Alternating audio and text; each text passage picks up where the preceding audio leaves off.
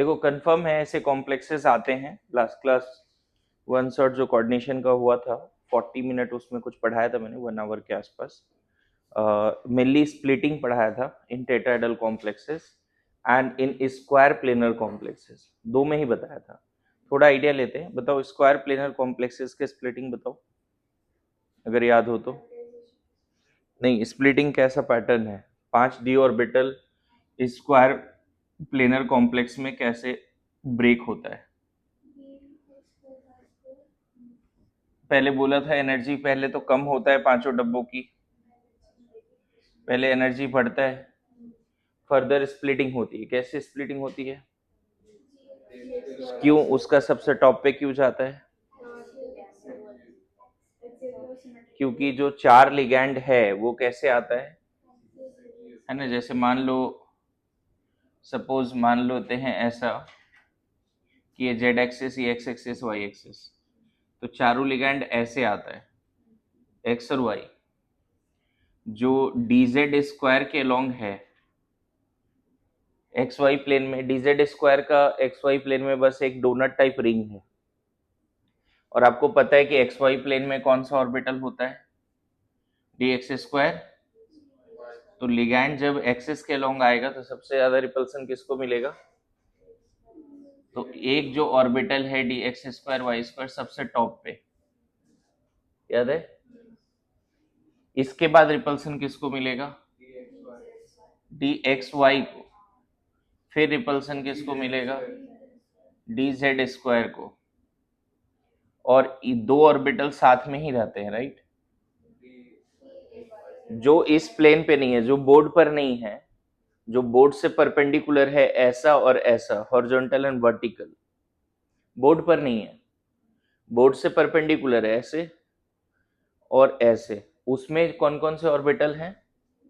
D X Z D, इनको repulsion सबसे कम मिलेगा। ये स्प्लिटिंग बता दिया था हमने। और यही रीजन है स्क्वायर प्लेनर कॉम्प्लेक्सेस का हाइब्रिडेशन DsP2 होता है। और इसमें जो डी यूज होता है वो कौन सा है? क्योंकि इलेक्ट्रॉन यहां से भरना शुरू करेंगे तो ये डब्बा खाली मिल जाएगा, इनर वाली।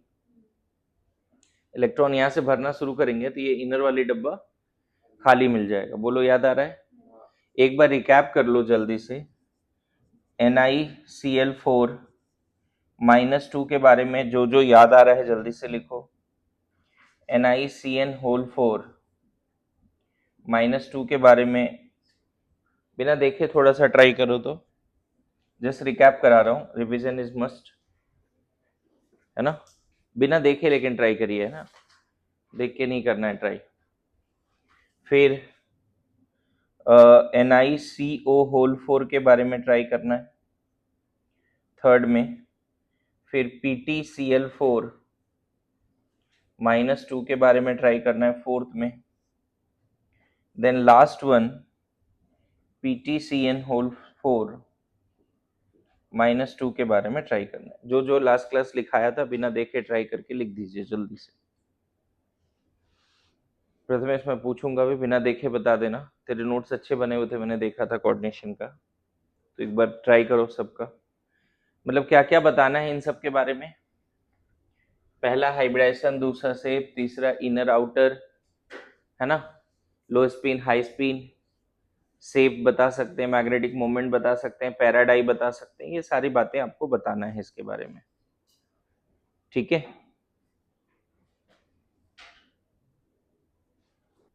अगर मान लो लास्ट क्लास ये सारे लिखाए थे मैंने inner complexes, and very maximum chance कि इन सब से आने वाले हैं सवाल, ठीक है? ये शायद sp3 आया था, टेट्राहेड्रल नहीं, अनपेयर्ड इलेक्ट्रॉन शायद 2 थे, मैग्नेटिक मोमेंट √8 √2। मैग्नेटिक मोमेंट का फॉर्मूला क्या होता है? √n×n+2 Vm, bourse magneton unit है, जैसे फोर्स का यूनिट होता है न्यूटन, है ना? आउटर नहीं, हाई स्पिन, तो उसी तरह से सारी चीजें लिखनी थी। पैरा नहीं, पैरामैग्नेटिक। तो ये सब लिख पाओगे क्या तुम लोग? सबके बारे में लिख लोगे? स्क्वायर प्लेनर कॉम्प्लेक्सेस का स्प्लिटिंग हमने अभी बोर्ड पे लिख दिया है, एक रिकैप करा देता हूँ। टेट्राहेड्रल की स्प्लिटिंग क्या थी? ये स्प्लिटिंग थी स्क्वायर प्लेनर का, है ना। टेट्राहेड्रल की स्प्लिटिंग क्या थी? टेट्राहेड्रल के केस में नॉन एक्सियल की एनर्जी ज्यादा होती है और एक्सियल की एनर्जी कम होती है। टेट्राहेड्रल एनसीईआरटी में दिया हुआ भी है, उसको याद कर लेते हैं हम लोग। ये तुम्हारा होता है ई सेट, बस जी नहीं लगाते, E set, T set, T two set बोल सकते हो ना। हालांकि ये भी नाम लिखना सही नहीं है, तुम डायरेक्ट लिखो D X Y, D Y Z, D X Z, sorry सही है, हाँ, एक्स जेड या जेड एक्स, और ये डी, मैंने बोला था डी ऑर्बिटल को टोटल हम दो पार्ट में डिवाइड करते हैं, एक्सियल एंड नॉन एक्सियल, है ना। इसको बोलते हैं बेरी सेंटर, इस पूरे गैप को बोलते हैं डेल्टी, और इस बेरी सेंटर के रिस्पेक्ट में ऊपर जितने भी इलेक्ट्रॉन्स होंगे उसका पर इलेक्ट्रॉन एनर्जी होगा 2/5 डेल्टी, और बेरी सेंटर के रिस्पेक्ट में इधर जो भी इलेक्ट्रॉन्स होंगे पर इलेक्ट्रॉन उसकी एनर्जी -3/5 डेल्टी हो। ये ध्यान में रख सकते हैं क्या? ठीक है, एक नोट में बात याद रखना, प्लेटिनम +2 कोऑर्डिनेशन नंबर 2 शो करता है, सॉरी कोऑर्डिनेशन नंबर 4 शो करता है, ये रट लेना। प्लेटिनम +2 क्या शो करता है? Coordination number 4, coordination platinum +2 coordination number 4 show करता है, और ये हमेशा इनर कॉम्प्लेक्स ही बनाता है, whether it is strong field ligand और वीक फील्ड लिगैंड, हमेशा इनर। अगर इन दोनों का याद हो तो हमने अगर अभी लिखा है तो याद होगा DsP2 DsP2, दोनों के केस में अनपेड इलेक्ट्रॉन 0। क्या होता है पता है? जो अभी थोड़ा आगे बता भी दूंगा अच्छे से, जो 5D सीरीज है उसकी जेड इफेक्टिव इतना ज्यादा होती है कि हमें स्ट्रॉन्ग फील्ड लिगैंड की भी जरूरत नहीं पड़ती, पेयरिंग हो जाती है, अगेंस्ट हुन्स रूल पेयरिंग हो जाती है, एंड चांसेस रहता है तो इनर कॉम्प्लेक्स ही बनते हैं। क्लियर है? नाउ जो सबसे इंपॉर्टेंट है, जिससे क्वेश्चन आता ही है, अगर कोऑर्डिनेशन नंबर 4 से आंसर नहीं आया तो कोऑर्डिनेशन नंबर 6 से आएगा क्वेश्चन, है ना। कोऑर्डिनेशन नंबर 6 में स्प्लिटिंग इन, है ना, अभी CFT अच्छे से समझते हैं। स्प्लिटिंग इन ऑक्टाहेड्रल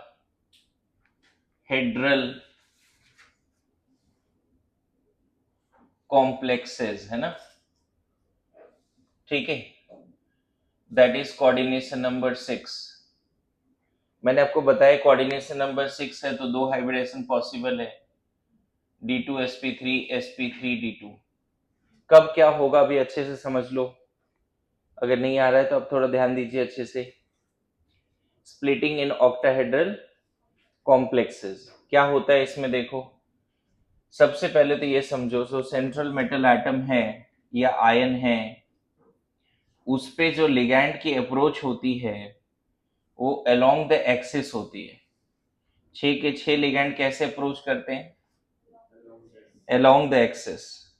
मान लो ये जेड एक्सिस है, ये एक्स एक्सिस है, ये वाई एक्सिस है सपोज, तो सारे लिगैंड कैसे अप्रोच कर रहा है?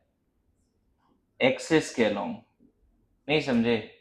Positive direction of X axis, negative direction of X axis, axially आ रहा है सारे लिगैंड, है ना, front back, left right, top bottom,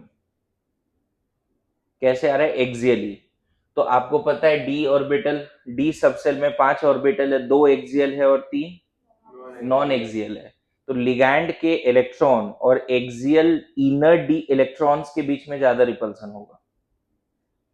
logically समझो, जब लिगैंड अप्रोच करेगा एक्सियली तो सेंट्रल मेटल के पास जो एक्सियली डी ऑर्बिटल्स हैं, एक्सियल में कौन कौन सा ऑर्बिटल है? dz2, और एक्सियल में कौन सा है?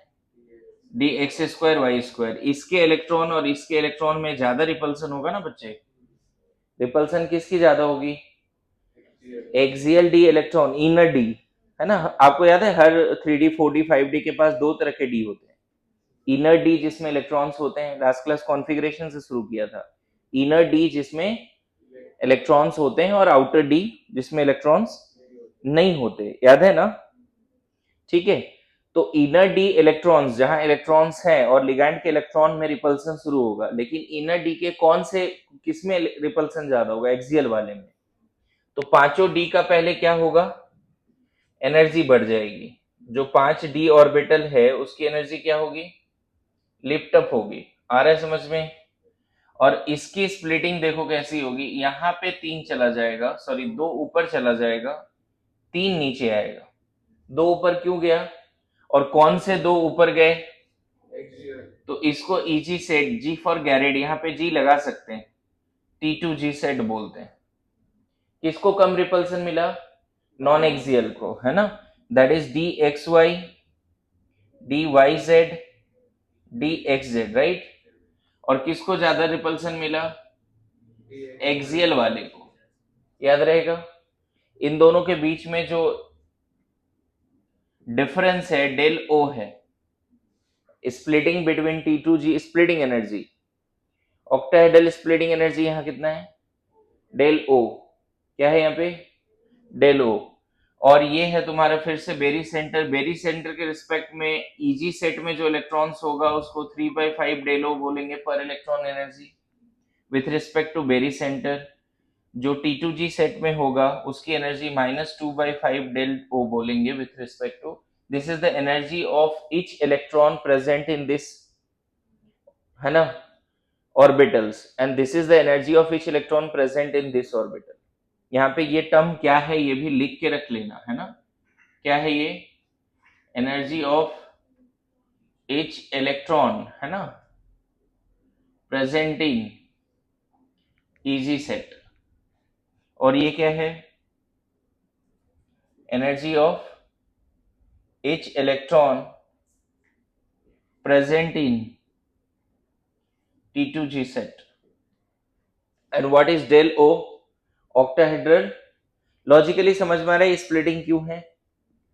क्योंकि लिगैंड्स जो है सेंट्रल मेटल एटम या आयन को एक्सियली अप्रोच कर रहा है, और हमारे पास सेंट्रल मेटल एटम के इनर डी में इलेक्ट्रॉन्स हैं, और इनर डी सबसेल के 5 ऑर्बिटल में 2 एक्सियल है। तो एक्सियल वाले को ज्यादा रिपल्सन मिला with respect to non axial. लिख के रख लीजिए जल्दी से। देखिए, 2 थ्योरी साथ में चल रहा है, एक तरह से सिर्फ CFT नहीं चल रहा है, VBT भी चल रहा है। और पता है VBT की अंडरस्टैंडिंग और अच्छी हो जाती है अगर CFT आता है। कैसे अच्छी हो जाती है मैं यहाँ पे समझाता हूँ। एक और इंपॉर्टेंट पॉइंट यहाँ पे लिख लेना, del O not depends on, जो ऑक्टाहेड्रल स्प्लिटिंग एनर्जी है वो कौन कौन से फैक्टर पे डिपेंड करता है? पहला है ना, फील्ड ऑफ लिगैंड या स्ट्रेंथ ऑफ लिगैंड। क्या? Strength of ligands. कुछ लिगैंड जो ज्यादा स्प्लिटिंग करते हैं, इसको बढ़ाते हैं, इसमें ज्यादा स्प्लिटिंग एनर्जी होती है, उसको स्ट्रॉन्ग फील्ड लिगैंड बोलते हैं। स्ट्रॉन्ग फील्ड लिगैंड के केस में डेल ओ क्या होगा? High. And week field ligand के केस में डेल ओ क्या होगा? लो। ये रटना है। क्लियर है? दूसरा बड़ा इंपॉर्टेंट पॉइंट है oxidation state of central metal atom और आयन, है ना? दैट इज ऑक्सीडेशन स्टेट मतलब primary valency according to Werner. Werner's theory मैंने होमवर्क दिया था लास्ट क्लास। मैंने क्या क्या होमवर्क दिया था आपको? लिगैंड्स, इंट्रोडक्शन, IUPAC नेम, ये सब पूरा रिवीजन करने के लिए दिया था कि वो करके लो। Werner theory, even EANV rule भी मैंने होमवर्क दिया था। तुरंत मैंने VBT एंड CFT से शुरू किया है। पता है, अगर मैं बोलूं कि आयरन +2 को 6 लिगैंड अप्रोच कर रहा है और आयरन +3 को 6 लिगैंड अप्रोच कर रहा है, सेम, मान लो 6 अमोनिया आयरन +2 को अप्रोच कर रहा है और 6 अमोनिया ही Fe+3 को अप्रोच कर रहा है, तो कहां पे स्प्लिटिंग ज्यादा होगी? दोनों केस में ऑक्टाहेड्रल ही बन रहा है, लेकिन इस केस में डेलो क्या होगा? हाई होगा, स्प्लिटिंग ज्यादा होगी। सेम लिगैंड अगर लोअर ऑक्सीडेशन स्टेट वाले केटायन को अप्रोच करेगा तो स्प्लिटिंग कम होगी।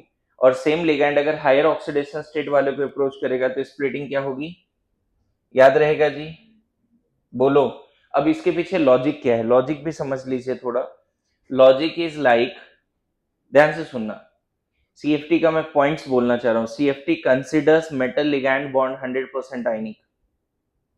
सीएफटी का पहला स्टेटमेंट क्या है, it considers metal ligand bond 100% ionic bond. चलेगा, मेटल एंड लिगैंड एक दूसरे के साथ है just because of electrostatic force of attraction.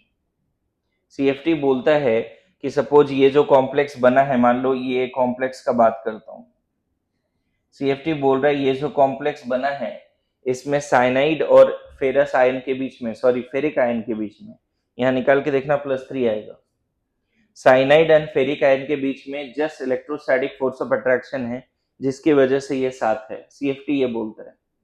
CFT consider central metal atom as positively charged, है ना, क्योंकि central metal atom mostly cation के फॉर्म में होता है।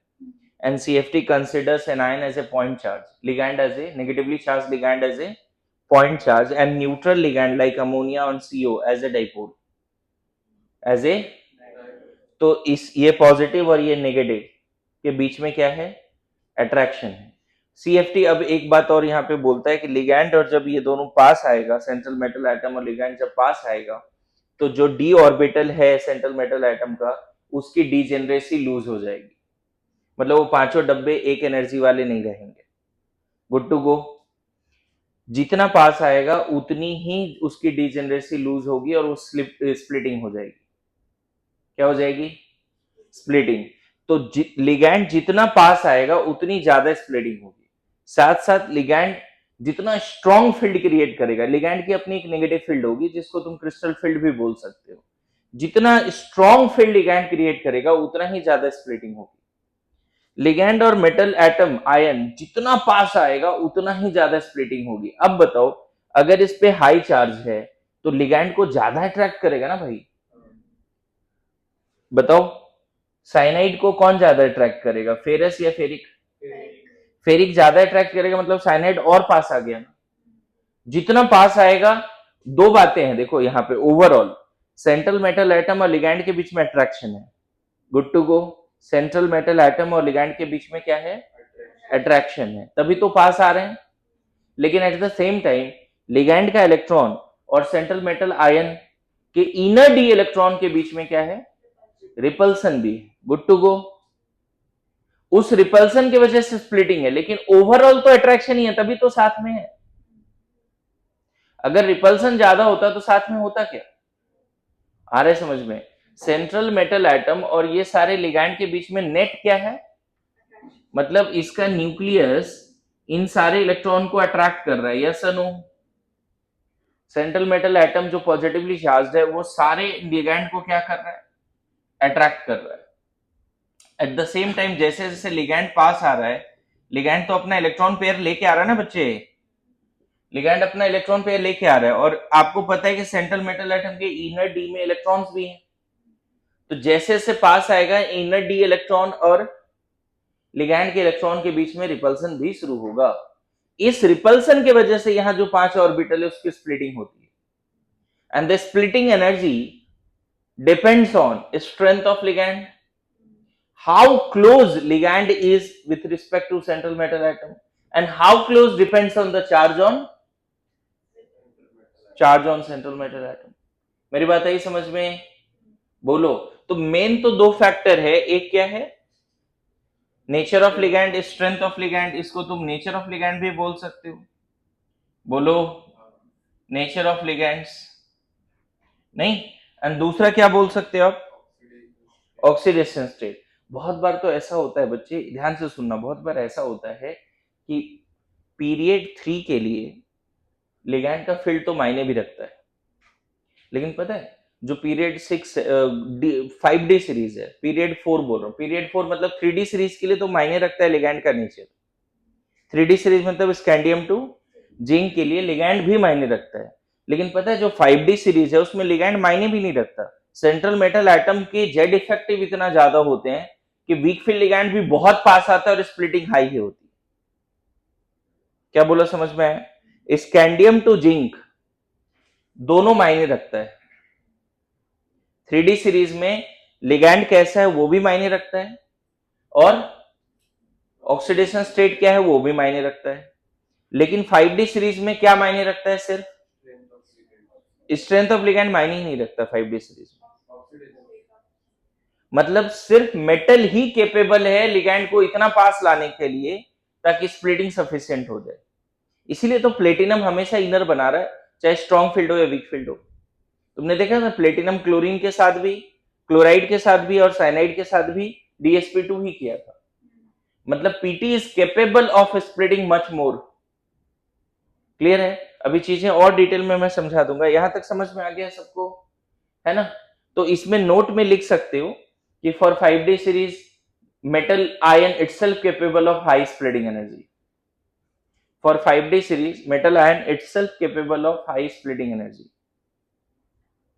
For 5D series metal ion itself capable of high spreading energy. Clear है? इसको हटा दो, क्या पूरा बोर्ड क्लीन कर सकते हैं? है ना? दो फैक्टर है जिस पर डिपेंड करता है, आप एकदम याद रखिएगा इसको। नाउ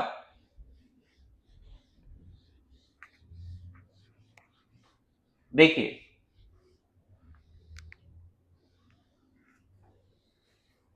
ध्यान से देखिए, पता है आयरन +2 का कोई कॉन्फ़िगरेशन लिखेगा, अगर आयरन का लिखेगा तो लिखना पड़ेगा आर्गन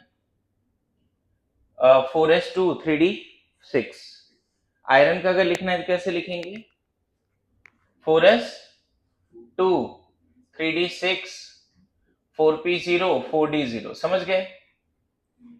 अगर आयरन +2 का लिखना है आइसोलेटेड, तब भी हमें यही लिखना पड़ेगा 4s0 3d6, और ये डब्बे ना साथ में लिखेंगे। मेरी बात समझो, ये डब्बे, ये फिर मैं क्या बोल रहा हूं? आइसोलेटेड। क्या बोल रहा हूं? आइसोलेटेड। मतलब कोई लिगैंड नहीं है उसके पास। आयरन +2 के पास कोई लिगैंड नहीं, तो हमें ऐसे लिखने पड़ेंगे। इसमें कितने इलेक्ट्रॉन? 1 2, और ये सारे डीजेनरेट हैं, ऐसे लिखने पड़ेगा। अनपेड इलेक्ट्रॉन कितना हो जाएगा? 4। लेकिन यही अगर Fe+2 है ना, अगर स्ट्रॉन्ग फील्ड लिगैंड के साथ है, तो पहले तो ये देखो, आर्गन तो लिखोगे ही, 4s0 भी लिखोगे, लेकिन यहां पे पहले लिखोगे 3Eg 3T2G। मतलब 5 डब्बे अब साथ में नहीं है, 2 डब्बे साथ में हैं, नहीं समझे?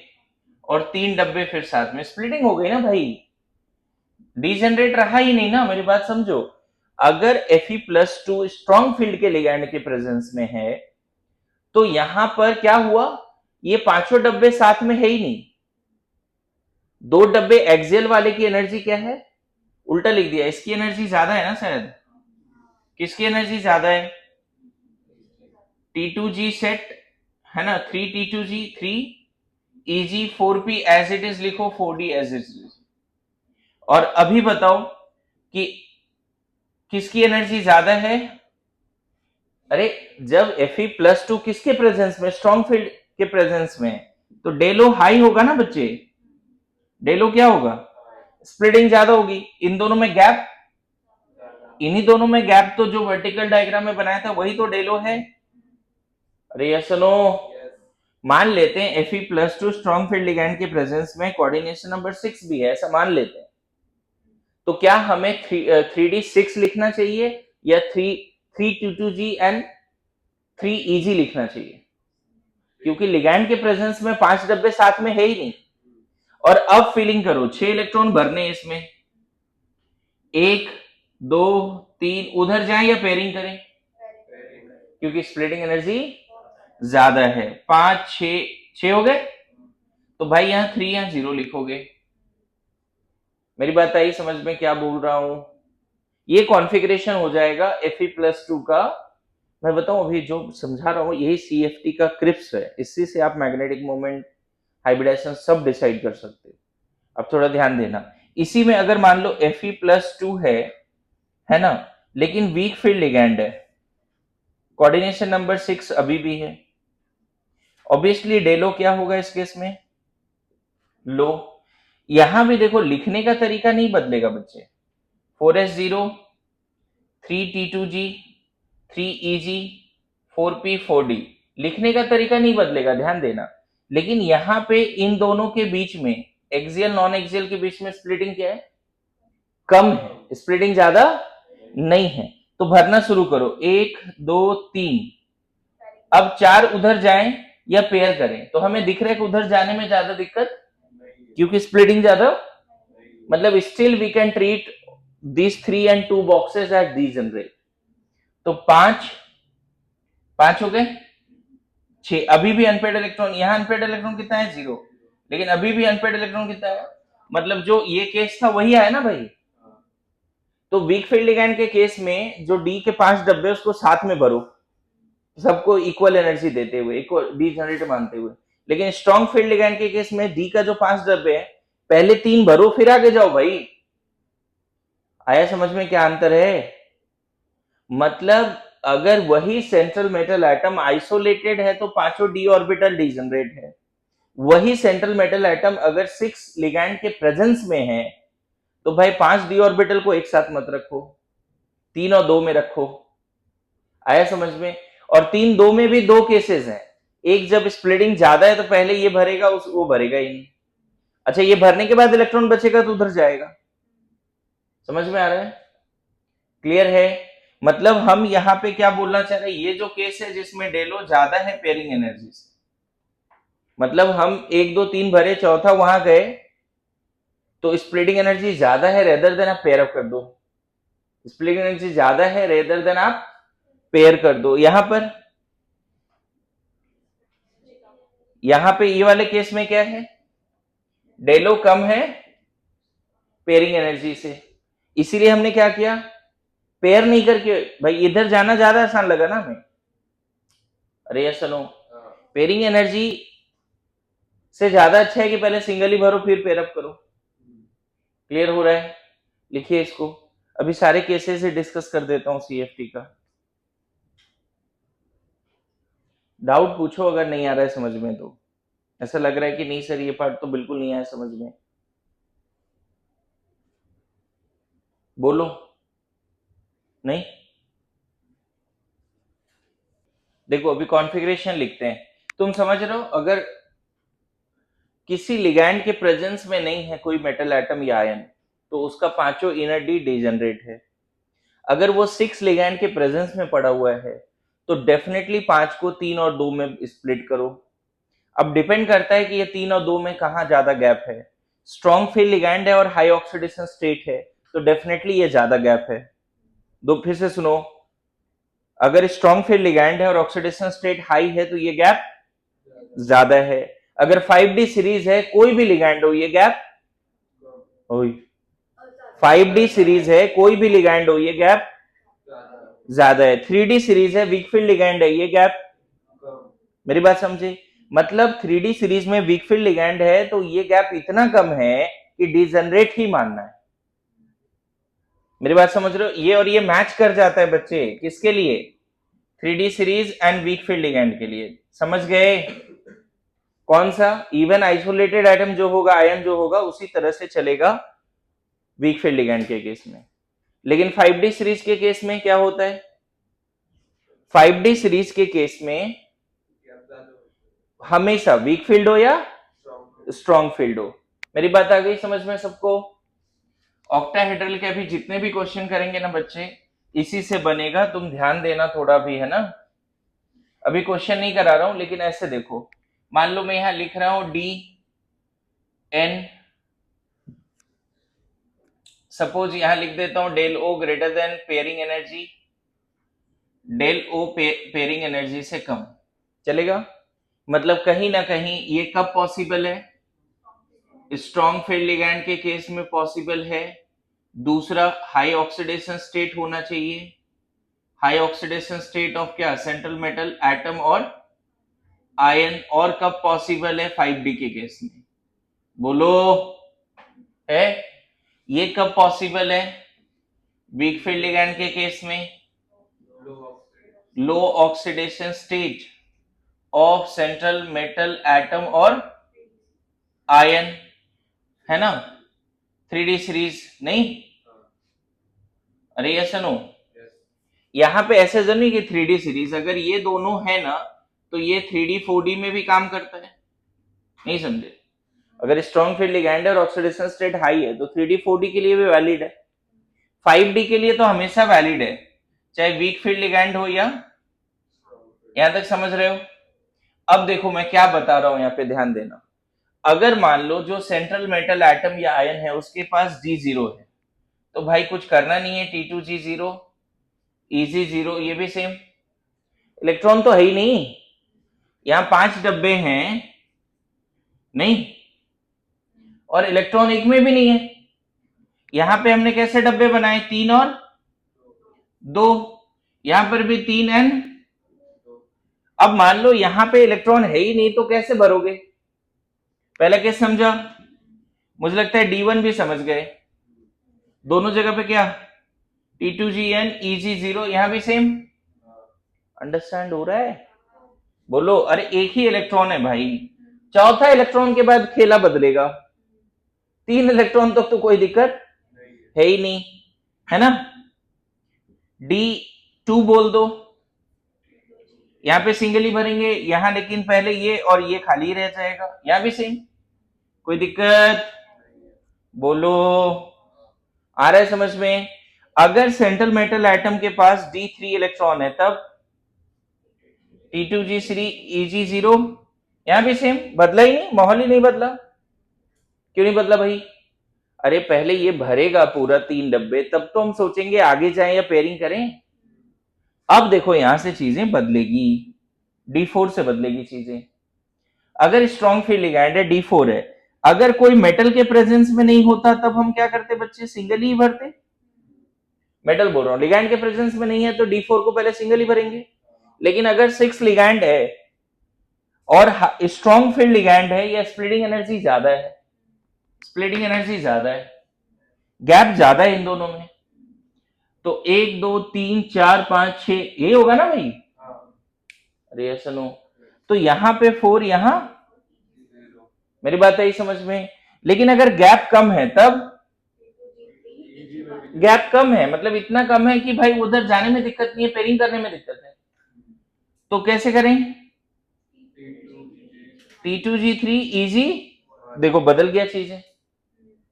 अगर तुम समझ गए तो D5 D6 D7 D8 D9 D10 लिख के दिखाओ, मैं चेक करूंगा सबका कॉपी अभी राइट नाउ।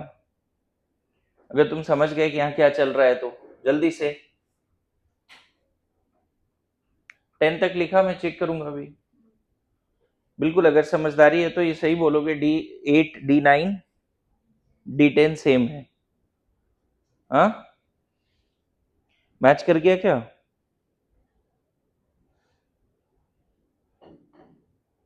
सही है। अगर इसको लिखना सीख गए ना बच्चे तो देखो अभी कैसे तुम CFT के सारे क्वेश्चंस कर पाओगे, है ना? CFT के क्वेश्चंस हो जाएंगे अगर इसको लिखना सीख गए तुम लोग तो। ठीक है, करें आगे बढ़े, चलो D5 बोले, D5 में अगर आइसोलेटेड है तो बच्चे सिंगल ही भर देंगे, 5 अनपेड हो जाएगा। लेकिन स्ट्रॉन्ग फील्ड के केस में T2G5 EG0, वीक फील्ड के केस में फिर से वही वही वाली बातें जो जो नॉर्मल मेटल आयन का है, 3N2, समझ में आ रहा है? अगर मैं D6 कर दूं, यहां पे लिख देता हूं बच्चे D6, है ना? तो D6 में अगर स्ट्रॉन्ग फील्ड है तो जब तक ये भरेगा नहीं उधर जाएंगे नहीं, लेकिन यहां पर देखो 1 2 3 4 5 6, 6 तक गए, 5 तक गए, फिर एक इधर 6, तो 4N, आया समझ में? मतलब इस केस में 1 2 3 सॉरी 1 2, ऐसा ना, सही है क्या? लेकिन यहां क्या दिख रहा है, 1 2 3 4 5 6, ये पूरा खाली दिख रहा है। D7 में ऑब्वियसली ये भर गया तो उधर जाना ही पड़ेगा, तो 6N1, सबको आ रहा है समझ में? प्लीज पूछिए अगर डाउट है तो, पक्का? और इधर क्या, ऑब्वियसली सब सिंगल ही भरो, फिर पेयरिंग्स करो। 1 2 3 4 5 6 5 हो गया, 6 7, तो यहाँ कितना 5 या 2 आ रहा है समझ में। D8 में ये पूरा भरने के बाद 2 बच रहा, उधर जाना ही पड़ेगा। यहाँ पर सेम या अलग? Same, very good. D9 ये तो भाई भर ही जा रहा है बार बार। 6 3 यहाँ भी सेम। एंड लास्ट D10 आ रहा है समझ में। D10 6 एंड 4, यहां भी 6 एंड 4। अब समझ गए बात को? अगर ये सीख गए तो चलो अब क्वेश्चन देता हूं। आपको बताना है मैग्नेटिक मोमेंट FeCl6 -2 का एंड FeCN6 -2 का। 3-4 बातें आप बताना है यहाँ पे कि हाइब्रिडेशन क्या है दोनों का, मैग्नेटिक मोमेंट क्या है, अनपेड इलेक्ट्रॉन क्या है। जो उधर कर रहे थे ना क्वेश्चन, सेम क्वेश्चन है। Inner outer, low spin high spin, inner octahedral या आउटर ऑक्टाहेड्रल, मतलब दिख रहा है दोनों जगह कोऑर्डिनेशन 6 है, तो आंसर तो हमें पता है, या तो D2sp3 आएगा, sp3d2 आएगा। उसमें से बताना है कौन क्या है। वो 5-6 पैरामीटर सब बता दो, para dia, inner outer, low spin high spin, everything.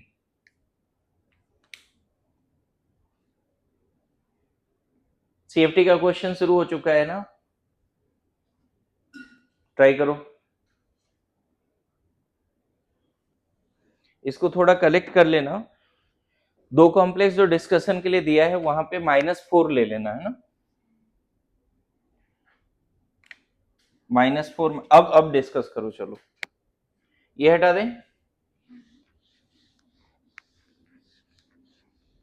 देखो एक और यहाँ पे एनर्जी है जिसको हम कैलकुलेट करेंगे, CFSE, वो भी सिखा देता हूं आपको, है ना। ये दोनों कॉम्प्लेक्स के बारे में देखो, इतना तो पता चल गया। आयरन साइनाइड के प्रेजेंस में क्या करेगा? स्ट्रॉन्ग फील्ड लिगैंड है साइनाइड या वीक फील्ड लिगैंड है? इतना याद है। स्पेक्ट्रोकेमिकल सीरीज डेल ओ के वैल्यू पे एक सीरीज भी बना हुआ है, उसको याद रख सकते हो, एनसीईआरटी का सीरीज है वो, है ना। जो स्पेक्ट्रोकेमिकल सीरीज है बेस्ड ऑन, यहाँ पे लिखा भी है, the crystal field splitting energy depends on the field produced by the ligand and charge on the central metal ion. Some ligands are capable to produce a strong field, in which case splitting energy will be larger, whereas other produces weak field। NCERT का line है बच्चे, है ना। Consequently result in small splitting of d orbital. In general, ligand can be arranged in a series in the order of increasing field strength as given below, है ना। तो वो series याद रखो। सबसे वीक में यहाँ एनसीईआरटी का जो है, हेलोजन जहां पे डोनर एटम है ना बच्चे, उसको वीक माना गया है, ठीक है। हेलोजन जहां पे डोनर एटम है उसको वीक माना गया है, ठीक है। उसके बाद वीक माना गया ऑक्सीजन को, ठीक है। फिर वीक माना गया है अमोनिया, एंड सबसे स्ट्रॉन्ग माना गया है जब डोनर एटम क्या है? डोनर एटम जब कार्बन है। लोन पेयर अगर कार्बन पे है तो वेरी स्ट्रॉन्ग, दिख रहा है। लोन पेयर जब नाइट्रोजन पे है तो उससे कम, और लोन पेयर जब ऑक्सीजन सल्फर वगैरह पे है तो उससे कम, और हेलोजन पे तो इसको बोलते हैं स्पेक्ट्रोकेमिकल सीरीज। स्पेक्ट्रो, यहाँ लिखा है such a series is termed as spectrochemical series. It is an experimentally determined series based on the, ये भी इंपॉर्टेंट लाइन है, रटना पड़ेगा, एनसीईआरटी का लाइन है। It is experimentally determined series based on the absorption of light by complexes with different ligands. Based on the मतलब पूरा experiment है इसमें, समझ गए? क्लियर है? तो स्ट्रॉन्ग फील्ड लिगैंड कैसे बोलेंगे बच्चे, है ना। अगर लोन पेयर कार्बन पे तो बहुत स्ट्रॉन्ग है, लोन पेयर नाइट्रोजन पे है, लोन पेयर ऑक्सीजन पे है। एक रटने का तरीका बता रहा हूं, जनरली ऐसे याद रखना। अगर लिगैंड का लोन पेयर कार्बन पे है तो काफी स्ट्रॉन्ग माना जाएगा, लिगैंड का लोन पेयर अगर नाइट्रोजन पे है तो उससे वीक, ऑक्सीजन पे है तो उससे वीक, बीच में एक सल्फर भी आता है यहाँ पे, दिख रहे हैं, लेकिन जनरली ये याद कर लोगे तो काम हो जाएगा। ऐसे कभी कभी तो इससे 5 दे के ऑर्डर भी पूछा गया है, तो इसको रटने का भी काम करना पड़ता है कभी कभी। हो सकता है तुम एग्जाम में नहीं रट के जाओ, लेकिन थोड़ा कंसेप्ट रहे तो एलिमिनेशन मेथड से करके आओ। क्लियर है? सो पता है सीएफटी का एक्सपेरिमेंटल प्रूफ है भाई, तो सीएफटी थोड़ा अच्छा थ्योरी है, बीबीटी का कोई प्रूफ नहीं है, जस्ट थ्योरी है। BBT is full of assumptions, NCERT ने लाइन लिखा है, पता है, BBT is full of assumptions. NCERT का लाइन देखोगे तो यहाँ पे बीबीटी के बारे में उसने बहुत कुछ लिखा है। देखो BBT, it involves A number of assumptions, है ना, it does not give quantitative interpretation of magnetic data. ये क्या है, बीबीटी का लिमिटेशन है। It does not explain the colour exhibited by the coordination compound. It does not give a quantitative interpretation of thermodynamic or kinetic stability of the complex. It does not make exact prediction, है ना, it does not make the exact prediction regarding the tetrahedral square planar complexes for coordination 4. It does not distinguish between weak field and strong field. There are so many limitations of BBT, but CFT एक absolute theory है क्योंकि उसके experimental proof भी है, ठीक है। Now what is going to discuss right now, ये दोनों कॉम्प्लेक्स के बारे में बात करेंगे। FeCl होल 6 है ना, -4 है, मतलब यहाँ आयरन +2 है और वीक फील्ड लिगैंड है। बोलो 3D series weak field ligand low oxidation state भी है। बोलो क्या करना चाहिए, इनर या आउटर, कैसे भरना चाहिए इसको, आर्गन है ना, 4s बाद में लिख देते हैं, पहले तो 3T2G लिख दें, 3EG लिख दें, 4s0 4p0 4d0 लिख दे बच्चे। बोलो अब बताओ, D6 electron week field ligand, क्या करें, वीक फील्ड लिगैंड है, पहले सिंगल ही भरेगा, 1 2 3 4 5, यहां 4 यहां 2, बोलो ऐसा चलेगा ना बच्चे। तो भाई इनर डब्बा खाली मिला क्या उसको, नहीं मिला ना इनर डब्बा खाली, बोलो। और हमें क्या चाहिए, लिगैंड अपना लोन पेयर लेके आ रहा है भाई, लिगैंड अपना लोन पेयर लेके आ रहा है। यहां पे एक बड़ा इंपॉर्टेंट बात है कि in coordination compound only the empty orbital of inner D, outer S, P D, ये सब पार्टिसिपेट करेगा, एम्प्टी वाला पार्टिसिपेट करेगा, इनर का हाफ फील्ड वाला पार्टिसिपेट। तो यहां पे हाइब्रिडाइजेशन में 6 डब्बे चाहिए एम्प्टी वाला, तो देखो हो गया sp3d2, एक s, और d में भी कौन सा लेंगे, ये भी इंपॉर्टेंट, sp3d2 में कौन सा 2 d लेते हैं, जैसे dsp2 में कौन सा d लेते हैं, रटा था ना, dsp2 में कौन सा d लेते हैं, dx² y², तो sp3d2 में कौन सा 2 d लेते हैं, एक्सियल वाला ही, रट लेना इसको, कौन सा d, dx² y² and important है। पता है ये सारे डब्बे पहले मिलेंगे, ये सारे डब्बे कैसे दिख रहे हैं पता है, समझ रहे हो, बोलो, ये सारे डब्बे पहले क्या होगा, मिल जाएगा, और पता है 6 हाइब्रिड ऑर्बिटल बना देगा, सब एक जैसे, आ रहा है समझ में। कौन से एम्प्टी डब्बे मिले, जब क्लोराइड आएगा तो 4s 4p और 4d का 6 डब्बे मिलेंगे और 6 हाइब्रिड ऑर्बिटल बनेगा। अब देखो थोड़ा बीबीटी पे आना शुरू हो गया। In coordination chemistry only the empty orbital of inner D और outer 4s 4p 4d will participate, not the half filled और fully filled। कौन पार्टिसिपेट करेगा, जबकि नॉर्मल बॉन्डिंग जो हम पढ़ते थे अमोनिया मीथेन ये सब में वाटर का, वहां पे सेंट्रल मेटल एटम का empty, half filled, fully filled सब पार्टिसिपेट करता है, लेकिन आउटर मोस्ट ऑर्बिट का जो केमिकल बॉन्डिंग चैप्टर है ना, वहां पे हाइब्रिडाइजेशन में सेंट्रल मेटल के कौन कौन से ऑर्बिटल पार्टिसिपेट करते हैं, आउटर तो, लेकिन कौन कौन सा, एम्प्टी भी, फुली फिल्ड भी और हाफ फिल्ड भी। लेकिन कोऑर्डिनेशन में सेंट्रल मेटल एटम और आयन का कौन कौन सा ऑर्बिटल पार्टिसिपेट करता है, सिर्फ एम्प्टी, इनर एम्प्टी खाली नहीं है तो आउटर डी पे जाएगा। Good to go. Inner d खाली नहीं है तो आउटर डी पे जाएगा। इसीलिए 6 डब्बे बन गए बच्चे। कैसे 6 डब्बे बन गए? हाइब्रिड वाले। हर 6 डब्बे का नाम क्या है?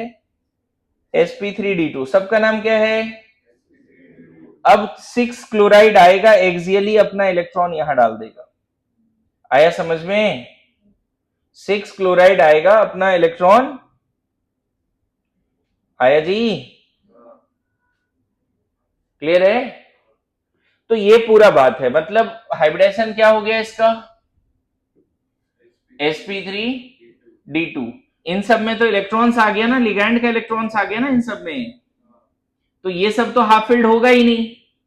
हाफ फिल्ड यहां पे 4 है, तो ऑब्वियसली आउटर है ना, हाई स्पिन है, बोलो, पैरा है,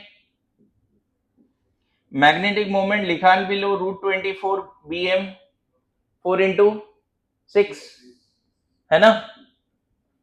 हाई स्पिन लिख दिया है, पैराडाई आउटर लिख दिया है, ऑक्टाहेड्रल लिख दूं, बोलो। ये सारे पैरामीटर्स हैं। नाउ एक इंपॉर्टेंट क्वेश्चन यहाँ पे होता है कि इसका CFSE क्या है? Crystal field stabilisation energy. बात करते हैं उस पर। एक और पैरामीटर हमें निकालना है यहाँ पे, CFSE। बताता हूं क्या होता है CFSE। अभी मैं एक और डिस्कस कर दूंगा। FE जिसका हो गया भाई वो NCERT से नेक्स्ट कॉम्प्लेक्स करना शुरू करो, मतलब जितना भी ऑक्टाहेड्रल कॉम्प्लेक्सेस है सबका आंसर अभी चाहिए हमें। टेट्राहेड्रल जितना है सबका आंसर चाहिए अभी, है ना? ठीक है, टेट्राहेड्रल ऑक्टाहेड्रल कॉम्प्लेक्सेस का सबका आंसर चाहिए। 2-3 डिस्कशन करने के बाद ही हम आएंगे। CFSE में आ जाए बच्चे। क्या ये पूरा पार्ट सब आपने सही लिखा था? इसके बारे में यही लिखा था, बताओ क्या लिख दिया था फिर? अच्छा, उसके बाद लिखा ही नहीं था। कोई नहीं, अभी बहुत प्रैक्टिस करना पड़ेगा फिर, तब जाके तुम समझो कि अभी रीनीट में सवाल सही होंगे। इतना लाइटली नहीं लो। कोई भी कॉम्प्लेक्स NCERT का बचना नहीं चाहिए, चाहे कोऑर्डिनेशन 4 हो या 6 हो, है ना। या कोई एक्स्ट्रा कॉम्प्लेक्स मेटल कार्बोनिल में 4-5 और दिए हैं, सब करने पड़ेंगे। मैं बता दूं NCERT से अभी 10 क्वेश्चन सेट होगा और हो सकता है एक भी ना बने, इतना पावरफुल बुक है। आपको उसी अंदाज में पढ़ना चाहिए कि भाई हर पेज, हर लाइन, हर डायग्राम, हर डेटा कोऑर्डिनेशन का खत्म करें, और इतना होने के बाद मैं गारंटी देता हूं कि बनेगा वहां सवाल, बाहर से नहीं जाता फिर। ठीक है, अब देखो CFSE बता दूं इसका क्या होता है। CFSE बता देता हूं, ठीक है। CFSE कैसे निकलता है पहले ये समझो। आपने क्या देखा, आयरन +2 का जो 5 डब्बे थे उसका एनर्जी पहले बढ़ा जी, यही हुआ ना। फिर ऊपर 3 डब्बे और नीचे 2 डब्बे आ गए, यही हुआ ना। और ये तुम्हारा क्या है, बेरी सेंटर। अभी बताओ, जो मैंने कॉम्प्लेक्स बोला है उसमें D6 है, Fe+2 मतलब D6। कैसे भर रहे थे हम लोग? उल्टा लिख दिया यहाँ पे, ये ऊपर जाएगा, ये नीचे आएगा, समझ गए? EG सेट, T2G सेट, यही है ना। D6 है, कैसे भरेंगे? 1 2 3, स्प्लिटिंग ज्यादा तो है नहीं, स्प्लिटिंग कम है ना क्लोराइड के केस में, तो 4 यही है ऊपर, 4 5, एक और बचे 6, यही है, बोलो। मुझे लगता है कि लिगैंड हो या ना हो, नेचुरली भी यही लिखते हैं हम। पांचों डब्बे कैसे भरते हैं? 1 2 3 4, पांचों पहले सिंगल ही भरते हैं और फर्स्ट वाला डब्बा पेयर अप कर देते। Yes no. और क्लोराइड का औकात भी नहीं है इसको यहां भेजने का, नहीं है। मैंने क्या बोला, ऊपर जितना इलेक्ट्रॉन होती है उसकी एनर्जी होती है 3/5 डेलो, और नीचे बेरी सेंटर के रिस्पेक्ट में जो इलेक्ट्रॉन होती है -2/5 डेल्टी, sorry Delo he. This is the energy of each electron in EG set. This is the energy of each electron in T2J set. So CFSE कैसे निकलेगा? देखो CFSE is equal to, यहाँ कितना electron है? 4, और उसकी एनर्जी कितनी है? -2/5। पर इलेक्ट्रॉन एनर्जी कितनी है? प्लस ऊपर कितनी इलेक्ट्रॉन है 2 और उसकी एनर्जी कितनी है, इसको सॉल्व करोगे CFSE आ जाएगा। कितना आने वाला है बताओ, -8/5 प्लस 6/5 -2/5 डेलो, यही आंसर है। -2/5 डेलो इज द आंसर। मतलब CFSE इसका कितना हो जाएगा, -0.4 डेलो। तो CFSE ऑक्टाहेड्रल के केस में क्या फॉर्मूला है CFSE का, CFSE is equal to N1 into -2/5 del o plus N2 into 3/5 del o plus pairing energy. Pairing energy के बारे में भी बात करेंगे अभी, प्लस पेयरिंग एनर्जी। यहां पे क्या अगेंस्ट फुन्स रूल कुछ पेयरिंग करना पड़ा था क्या, नहीं, जैसे नॉर्मल D6 में होता है वैसे ही हो रहा था, इसीलिए पेयरिंग एनर्जी यहाँ क्या है, अगेंस्ट फुन्स रूल तो पेयर करना ही नहीं पड़ा ना, समझ रहे हो ना। चलो CFSE उसका निकाल के दिखाओ फिर, FeCN होल 6 -4 का। अच्छा, वहां जो फॉर्मूला लिखा है N1 क्या लिख लोगे, number of electron in T2G set, और उस फॉर्मूला में N2 क्या लिख लोगे, number of electron in EG set. समझ गए। CFSE फॉर ऑक्टाहेड्रल कॉम्प्लेक्सेस का मैंने फॉर्मूला लिख दिया है, N1 into -2/5 del o plus N2 into 3/5, ठीक है।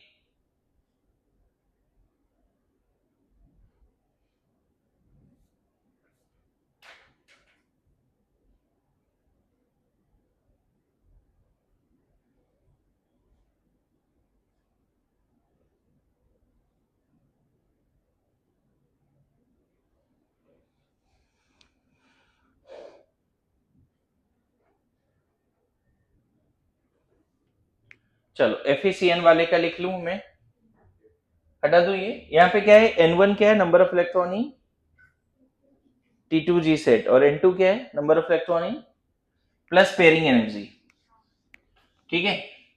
चलो इस पहले तो मैं वो कॉम्प्लेक्स के बारे में सब कुछ डिस्कस करता हूँ, इनर होगा या आउटर होगा, ये सारा पैरामीटर डिस्कस करता हूँ। इसके बारे में, किसके बारे में, FeCN होल 6 -4 चलेगा। यहां पर भी आयरन +2 पे है, बोलो आयरन +2 पे है तो, और स्ट्रॉन्ग फील्ड लिगैंड है भाई, यहां तो पेयरिंग होगी ही होगी। तो 3T2G 3EG 4S 4P 4D ये सब 0 0 है। 6 इलेक्ट्रॉन कैसे भरे भाई, 3D6 है, कैसे भरे, स्ट्रॉन्ग फील्ड लिगैंड है, दिख रहा है, कोऑर्डिनेशन नंबर 6 है, स्ट्रॉन्ग फील्ड लिगैंड है, कार्बन डोनर एटम है, तो 6 0 राइट। मतलब यहाँ एक्चुअली हुआ क्या है, ऐसे देखो, यहाँ पे ये हुआ कि जो D5 थे उसकी एनर्जी लिफ्ट अप हुई, बोलो, और यहाँ पे गैप बहुत ज्यादा है, मानते हो, यहाँ पे गैप बहुत ज्यादा है, ये सुनो, ये गैप बहुत ज्यादा है। तो 6 इलेक्ट्रॉन जब भरने की बारी आएगी तो 1 2 3 है, हमें 4 5 यहां जाना चाहिए, 6 यहां भरना चाहिए, ये होना चाहिए। लेकिन मैंने क्या किया, ऊपर गया ही नहीं, यहीं पे भर दिया। क्यों, क्योंकि पेयरिंग थोड़ा आसान था विथ रिस्पेक्ट टू सिंगली भरने वाली बातें। ये कौन से केस है, डेलो much greater than pairing energy, यही ना, बोलो। तो ऑब्वियसली हमें ये डब्बे क्या मिल गए, देखो तो, इनर का 3D x² y² 3D z² खाली मिल गया, 4s खाली है, 4p खाली है, बोलो। तो भाई इसी से काम हो जाएगा ना, हाइब्रिडाइजेशन में कौन जाएगा, इनर का 2D 4s and 4p, outer D जाएगा ही नहीं, इसीलिए D2 sp3। तो पहला हाइब्रिडाइजेशन क्या मिला हमें, D2 sp3, ऑक्टाहेड्रल, बोलो ऑक्टाहेड्रल। तीसरा इनर, नहीं, लो स्पिन, ठीक है, डाईमैग्नेटिक, मैग्नेटिक मोमेंट 0। अरे ये सुनो, अब मैं बात करता हूं CFSE का। CFSE कैसे निकालोगे बताओ? मैंने क्या लिखा है ये formula, number of electron in T2G set into, यहां पे पता है वेरी सेंटर के रिस्पेक्ट में इधर कितना है 2/5 डेलो, और ऊपर पर इलेक्ट्रॉन कितना है 3/5 डेलो। कितना लिख दें 6 इंटू माइनस 2/5 डेलो प्लस, ध्यान रखिए एक चीज गड़बड़ है यहाँ पे, 2 इलेक्ट्रॉन को अगेंस्ट होल्स रूल पेयर करना पड़ा, 3 को नहीं। अरे एक तो नॉर्मल केस में भी पेयरिंग हो रहा था, 6 इलेक्ट्रॉन भरो, कैसे होगा 6 इलेक्ट्रॉन, 1 2 3 4 5 6, एक तो नॉर्मल भी पेयरिंग हो रही थी, हमें इसको यहां भेजना पड़ा, इसको यहां भेजना पड़ा, अगेंस्ट होल्स रूल तुमने कितना पेयर अप करा, इसीलिए प्लस पेयरिंग एनर्जी 2p0 ऐसा लिखना पड़ेगा, 3p0 नहीं लिखना। मेरी बात आई समझ में? कभी कभी क्वेश्चन में पेयरिंग एनर्जी 0 दिया होता है तो हम उसको इग्नोर ही करते थे। तो कितना हो गया इसका करेक्ट आंसर, -1.2 डेलो ना, 12/5 आएगा ना, तो 12/5 कितना होगा, हाँ -2.4 डेलो plus 2p0। What is p0? Pairing energy. समझ में आया इसमें D2sp3 क्यों हुआ, इनर क्यों हुआ, डाई क्यों हुआ, क्लियर है? बोलिए सब लोग, है ना? अभी देखो एक्सरसाइज का क्वेश्चन है, एक्सरसाइज में लिखा है कि FeH2O whole 6 + 3 and FeCN whole 6 - 3 के बारे में बताना एवरीथिंग। चलो ये इंटेक्स का सवाल दिया मैंने एनसीईआरटी का, है ना, ट्राई करो तो इसको, इन दोनों के बारे में सब कुछ बताना है जो जो तुम कर सकते हो। और 2 कॉम्प्लेक्स एक्सरसाइज का ही दे देता हूं, CONH3 होल 6 + 3 NiNH3 होल 6 + 2, इसके बारे में भी ये सारी बातें बतानी है जो जो अभी हमने यहाँ डिस्कस किया है। मैं बताऊं एनसीईआरटी इस अंदाज में पढ़ो भाई, यहाँ पे ये कलर स्टोन, जेम स्टोन ये सब दिया है, कुछ मत छोड़ो, है ना, जेम स्टोन दिया है, कलर स्टोन दिया है, कुछ मत छोड़िए, समझ गए? यहाँ एक्सरसाइज में जितने भी सीएफटी के सवाल हैं एक भी सवाल मत छोड़िए, ठीक है? तो अभी का टास्क हम आगे तभी बढ़ेंगे जब आप एनसीईआरटी सीएफटी वीबीटी के सारे क्वेश्चन करोगे अभी अलोंग विद पीवाईक्यूज, है ना। अभी 1 घंटे का टाइम आप ले लो, लेकिन उसको करो तभी जाके आगे का क्लास होगा, क्लियर है? इतना प्रैक्टिस करो तो फिर मैं नेक्स्ट क्लास में भी थोड़ा सा आइसोमेरिज्म के बारे में बात कर लेंगे, कलर वगैरह के बारे में बात कर लेंगे, क्लियर हो रहा है? करो इसको, करो पहले। क्वेश्चन में पेयरिंग एनर्जी दिया रहेगा तुम्हें, तुम मुझे बताओ D6 अगर है तो नॉर्मली ऐसे भरते हैं, लेकिन हमने कैसे भरा, तो 2 ही इलेक्ट्रॉन को अगेंस्ट होल्स पेयर किया ना, तीसरा को नहीं किया ना, तीसरा तो एज इट इज था, इसको यहां भेजा, इसको यहां भेजा, 2 इलेक्ट्रॉन को अगेंस्ट होल्स पेयर अप किया, तो उसके लिए एनर्जी तो लगी होगी ना, दैट इज पेयरिंग एनर्जी। अच्छा एक और सिग्निफिकेंस लिख लेना, CFSE जितना ज्यादा नेगेटिव होगा कॉम्प्लेक्स उतना ही ज्यादा स्टेबल होगा। More negative is the value of CFSE का सिग्निफिकेंस क्या है, क्रिस्टल फील्ड स्टेबलाइजेशन एनर्जी, इसका पूरा फुल फॉर्म है। CFSE जितना ज्यादा नेगेटिव होगा, more negative is the value of CFSE, more is the stability of complex. More negative is the value of CFSE, more is the stability of complex.